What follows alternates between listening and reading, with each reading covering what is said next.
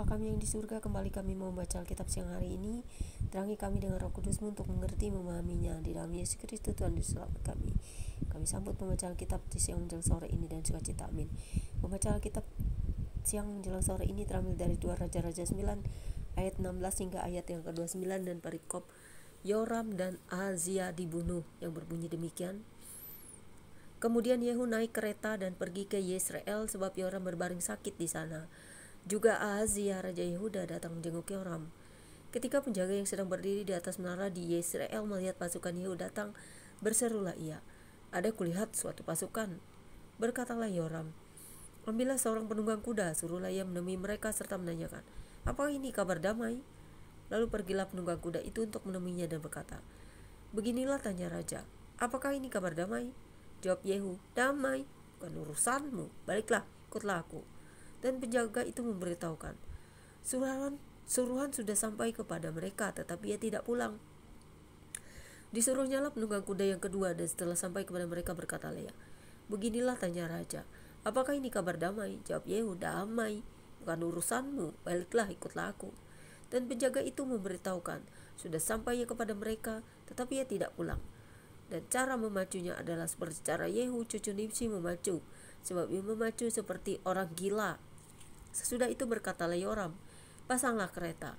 Lalu orang memasang keretanya, maka keluarlah Yoram, Raja Israel, dan Ahazia Raja Yehuda, masing-masing naik keretanya.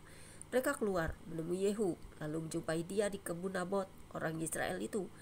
Tatkala Yoram melihat Yehu, bertanyalah ia, 'Apakah ini kabar damai, hai Yehu?' Jawabnya, 'Bagaimana ada damai selama sundal dan orang sihir ibumu Isabel begitu banyak?' Segera Yoram berputar dan mau melarikan diri sambil berseru kepada Ahazia, 'Itu tipu, Ahazia.'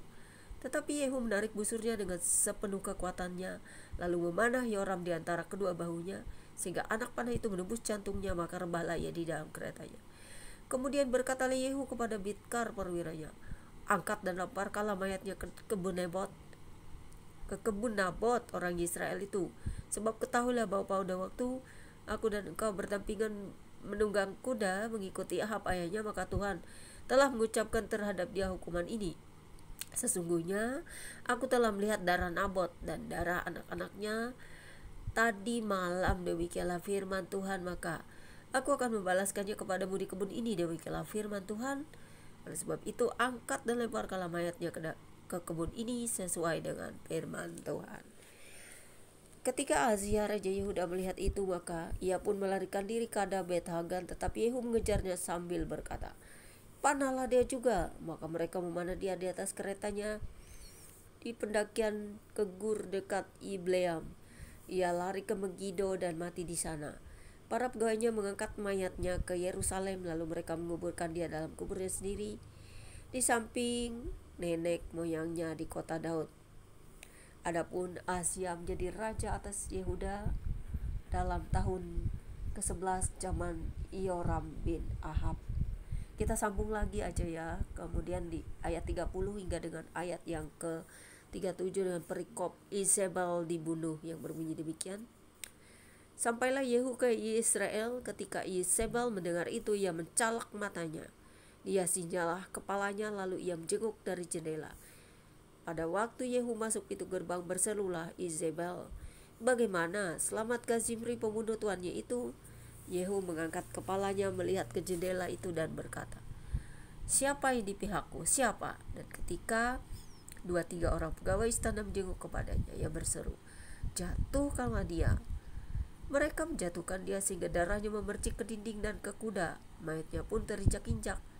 Yehu masuk ke dalam, lalu makan dan minum.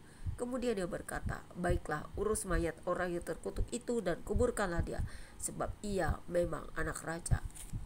Mereka pergi untuk menguburkannya, tetapi mereka tidak menjumpai mayatnya, hanya kepala dan 2 kaki dan kedua telapak tangannya. Mereka kembali memberitahukannya kepada Yehu, lalu ia berkata, 'Memang begitulah firman Tuhan yang diucapkannya dengan perantaran hambanya Elia orang Tisbe itu. Di kebun di luar Israel akan dimakan anjing daging Isabel. Maka mayat Isabel akan terhampar di kebun di luar Israel seperti pupuk di ladang, sehingga tidak ada orang yang dapat berkata, Inilah Izebel. Demikianlah pembacaan kitab kita siang hari ini. Tuhan, terima kasih, biarlah kami selalu diingatkan untuk tetap setia, berjaga-jaga, dan jangan menjadi pelaku kejahatan. Tetap berdoa bagi bangsa pilihan-Mu, karena mereka adalah umat-Mu yang Kau kasihi. Mereka yang tegar tengkuk dan jahat, kiranya Tuhan ubahkan mereka. Kami setia mendoakan mereka walaupun mereka tidak percaya kepadamu, yaitu yang telah menyelamatkan mereka, yang membawa mereka keluar dari tanah Mesir. Dan Tuhan, terima kasih, kami akan tetap berdoa bagi Israel, dan kami tetap percaya bahwa Tuhan akan menyelamatkan mereka. Dan mereka yang percaya diselamatkan, dan yang tidak percaya, bukan kami yang menghakiminya, tetapi Tuhan sendirilah yang berperang dan menghakimi bangsa itu dan semua bangsa di dunia dan semua orang di dunia ini. Karena kami tidak berhak mengadili dosa-dosa manusia, tetapi hanya Tuhanlah yang berhak untuk pengadilan yang adil seadil-adilnya. Terima kasih Bapa di surga, biarlah kami selalu bertobat setiap hari, baik melalui mulut, pikiran, perkataan, perbuatan kami yang sering melakukan dosa. Kasih kami Bapa dalam segala keberadaan kami. Selama kami masih hidup di dunia, kami mau hidup dalam pertobatan. Amin. Demikianlah pembacaan kitab kita siang hari ini. Bertobatlah selama masih ada waktu. Bertobatlah selagi kita masih hidup. Pakailah hidup kita hanya untuk kepujian dan kemuliaan Tuhan semata-mata. God bless you all. Tuhan Yesus memberkati. Immanuel.